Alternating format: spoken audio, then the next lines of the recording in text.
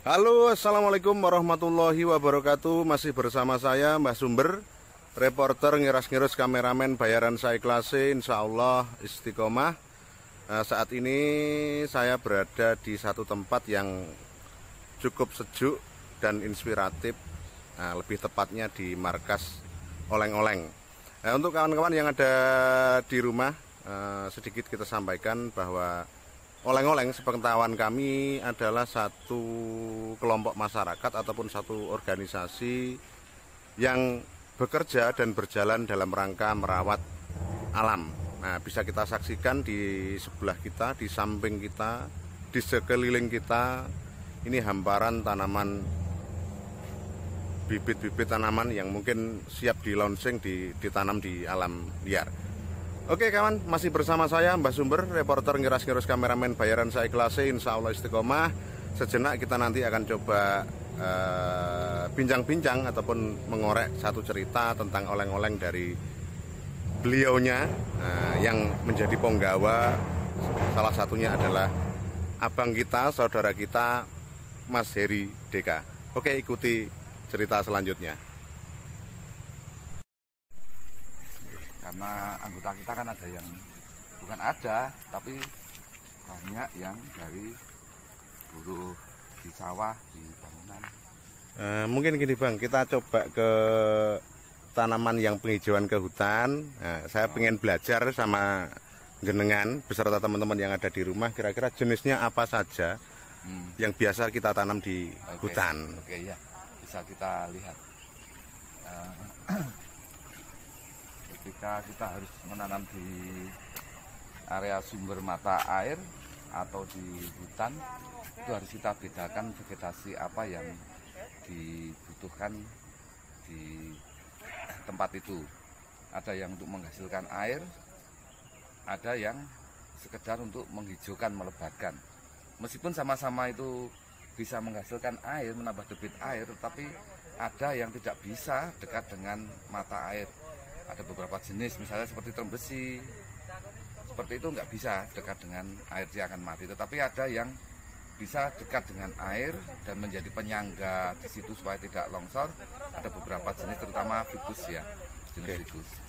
Monggo kita ke tanamannya langsung. Ya, ini misalnya. Oke, baiklah kawan, kita sedang melihat-lihat tanaman untuk penghijauan. Nah, kita coba kenali bersama ahlinya. Kira-kira tanamannya ini namanya apa begitu? Iya, terima kasih. Kalau yang ini namanya maoni. Maoni. Tetapi ini tidak bisa di sumber air, di sumber mata air nggak bisa. Ini harus agak jauh, ini untuk di hutan. Bisa, misalnya di cagar alam, simpenan kemarin ini bisa ditanam.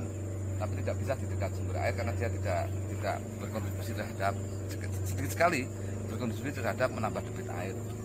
Seperti halnya juga terem besi. Terem besi itu penghasil oksigen terbaik, tetapi juga tidak bisa dekat dengan sumber air karena dia akan mati kalau di tanah yang basah. Nah, kita bedakan ini kepuh. Oh, kepuh ini? Ya, kepuh. Saya pikir randu tadi. Kepuh ini juga vegetasi lokal di sumber-sumber mata air. Ada yang namanya desa kepuh, sumber kepuh misalnya, apa itu? Ini maksudnya. Terus ini ringin ya, jenis ficus ya, salah satu jenis ficus. Ini ringin ini sangat cocok untuk daerah-daerah yang gundul, yang segera memerlukan lebatnya hutan itu untuk penghijauan. Juga ringin handal untuk menghasilkan air, menambah debit air di suatu sumber itu. Jadi selain untuk menambah debit airnya, untuk oksigennya juga bagus ya, luar biasa. Jadi dia betul. Air, kalau ngomong sumber mata air itu yang memanfaatkan adalah, yang penerima manfaat adalah itu kawan-kawan warga di hilir. Untuk pengairan sawah macam-macam ya. Tetapi yang di hulu jangan khawatir, mereka harus giat menanam karena akan menikmati oksigen yang pertama, oksigen terbaik mereka yang akan menikmati. Jadi tidak ada alasan kalau hulu sama hilir itu tidak bekerja sama. Seperti itu. Ini ringin, macam-macam ringin. Terus ini juga jenis ficus karet kebo. Ini juga mudah mudah tumbuh, mudah cepat. Ini karet kebo, kemudian ini ini apa? Abar ini juga. Terus ini pule ini juga jenis ficus. Nah, sama ini. Terus yang itu, yang daun-daun ini vegetasi lokal ini di sumber-sumber seperti sumber Songo, sumber-sumber kita itu ada, namanya apa itu? Kecil kobel atau apa nama lokalnya itu ya? Oke, itu, siap. Ya. Terus ini lagi, ini lo, pohon ara lo, Nah ini yang diburu pebonsai itu berarti Bang ya, harus hati-hati ini. Ya, lo. Ini juga kita perbanyak untuk ditanam di beberapa sumber mata air maupun di cagar alam, di hutan-hutan itu, di perhutani atau di mana itu ya. Ini kemudian ada sedikit ke sini, ada ini sukun. Nah, sukun ini juga handal ditanam di tanah yang basah-basah, di tanah yang ada airnya basah dia handal, dan dia juga menghasilkan menambah debit air lokal ini, vegetasi lokal. Ini kimeng. Lah ini juga ditanam di hutan-hutan. Kita menanam paginya, sorenya bisa hilang. Nah mungkin begini, di kesempatan yang baik ini mungkin ada satu seruan ajakan kepada teman-teman yang ada di luar sana. Monggo. Mantap, terima kasih. Bagi kawan-kawan, dulur-dulur yang mencintai, mengharapkan lingkungan menjadi lestari, mari kita menjaga lingkungan kita dengan cara bagaimana kita merawat apa yang sudah ada dan juga menambahkan apa yang belum ada. Karena lestarinya alam itu menjadi bukan sekedar hanya warisan anak cucu, tetapi lestarinya alam ada tanggung jawab kita bersama. Jangan sampai menjadi mimpi buruk di hari-hari kita ketika kita tidak merawat lingkungan, tidak merawat alam. Lestarinya alam adalah semua makhluk. Tidak ada satu makhluk pun yang tidak akan menikmati dengan kelestarian alamnya. Dalam hal ini tanaman-tanaman yang ada di sumber dan di hutan-hutan. Dengan kita menanam, kita akan memberi manfaat kepada semua makhluk. Nah, makanya oleng-oleng ketika menanam tidak hanya sekedar tanaman keras, tetapi kita juga menanam buah, misalnya seperti ini untuk satwa, untuk kera misalnya. Kita juga menanam misalnya jambu-jambuan. Nah, ini jambu-jambuan, terus jambu biji, terus ini jambu alas ya, jambu alas kulit hijau itu. Oh iya. Jambu alas itu juga memberi manfaat kepada burung, kepada kera, sehingga kita tidak hanya kepada manusia tetapi juga kepada satwa. Seperti itu. Mungkin gini Bang, kita kan pengen lebih kenal lagi, lebih dekat lagi dengan yang namanya oleng-oleng. Nah, tadi saya mau ngomong cerita tentang oleng-oleng, khawatir keliru karena saya tidak paham. Nah, mungkin di kesempatan yang baik ini jenengan bisa bercerita kira-kira oleng-oleng itu apa, terus bagaimana dan selanjutnya. Oh iya, mungkin bisa. Oke, monggo.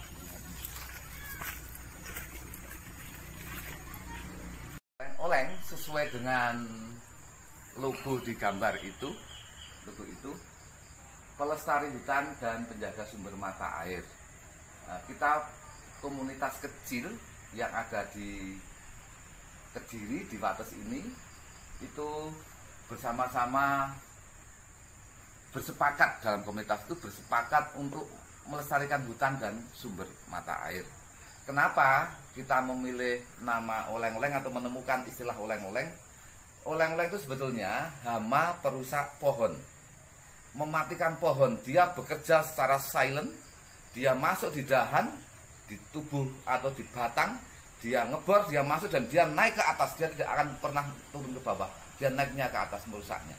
Nah, itu sangat menjengkelkan bagi siapapun petani atau pemilik pohon. Kerjanya silent, tiba-tiba petani atau pemilik pohon tidak tahu, tiba-tiba tanamannya mati. Nah, itu secara filosofis kita di komunitas ini tidak akan seperti oleng-oleng dalam hal mematikan tanaman itu, tetapi kita malah menghidupkannya. Tetapi dalam cara-cara bekerja yang sungguh-sungguh dan serius, itu yang kita tiru dari oleng-oleng ini. Kita semua ketika mendengar nama oleng-oleng mesti kita kecewa, marah, karena ingatan kita menjadi diingatkan kepada hama si perusak itu. Nah, kita tidak akan seperti itu. Kemudian oleng-oleng ini berdiri Oktober akhir. Jadi sampai hari ini belum genap 1 tahun. Tapi sampai akhir zaman nanti. Doanya seperti itu. Pengestuni pun ya. Kita dari berbagai latar belakang di organisasi kerelawanan oleng-oleng komunitas ini. Ada yang guru, ada yang pemilik warung, ada yang kerja pegawai negeri, ada yang petani, ada yang di bangunan. Itu semua ketika mereka bersepakat mencintai lingkungan, ingin memelihara sumber mata air yang ada waktu itu di sini di kecamatan ini, mereka berkumpul dan membentuk itu, bersepakat membentuk itu. Dan kita juga bersepakat sebagai organisasi non pemerintah, kita bersepakat untuk melengkapi, kata mereka, istilah mereka, jangkepi apa yang tidak dipikirkan, apa yang tidak dikerjakan oleh pemerintah.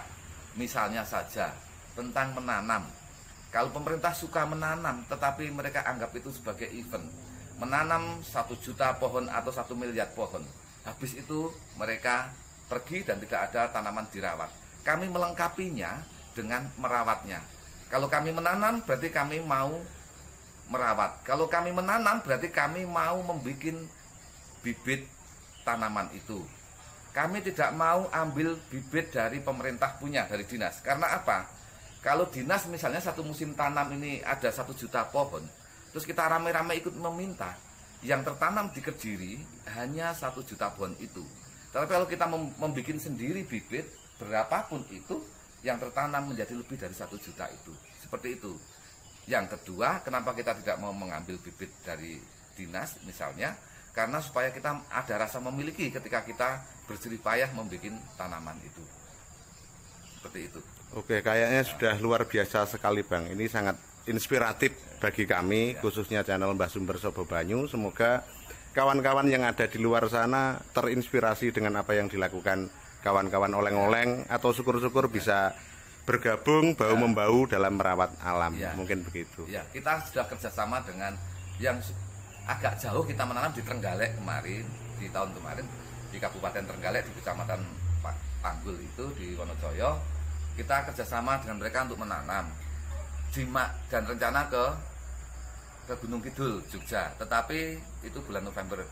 Selain sumber-sumber yang ada di Kabupaten Kediri, kita menanam. Syarat kerjasama dengan oleng-oleng mudah. 1, bekerjasama untuk menanam. 2, bersedia untuk merawat tanaman setelah kita tanam. 3, membentuk komunitas peduli lingkungan di desa tersebut. Hanya itu saja. Bibit dari kami, tenaga juga dari kami. Gratis semua. Oke, luar biasa. Mungkin kita cukupkan dulu Bang, karena terlalu banyak ilmu yang panjenengan sampaikan. Saya juga sulit untuk mengingatnya. Harapan kita suatu ketika kita akan sambung kembali, bercerita lebih dalam lagi tentang oleng-oleng. Terima kasih, maaf kalau ada yang salah. Sama-sama. Oke kawan, masih bersama kami Mbah Sumber, reporter ngiras-ngiros, kameramen bayaran saya kelas, insyaallah istiqomah.